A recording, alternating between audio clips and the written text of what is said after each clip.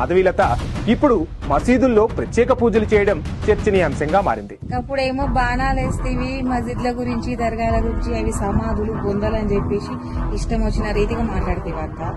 ఇప్పుడేమో గా సమాధులే పవిత్ర దేవాలయాలు అని చెప్పేసి, అంటే మేము ఎప్పుడు విమర్శించలేము, ఈ గురించి చెప్తున్నా.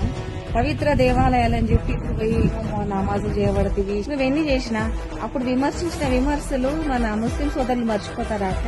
నువ్వు మర్చిపోయి ఏదో సంకలనాక్రమణ వెనుక మాత్రం వాళ్ళు మర్చిపోతారా అని చెల్లెలుగా నీకు ఒక షర్ట్ చెప్పుకుంటున్నా అక్క. జాగ్రత్తగా అయ్యాను. ముస్లిం సోదరులు మర్యాదలు బగ్గా చేస్తారంట.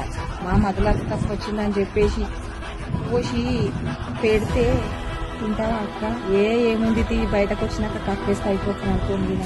దాంతో కూడా దిగజారుతావా అక్క? ఏమో దిగజారుతావు. గతంలో చేసిన దానికి ఇప్పుడు చేసిన దానికి చూస్తే దీనికి కూడా దిగజారుతావు అక్క.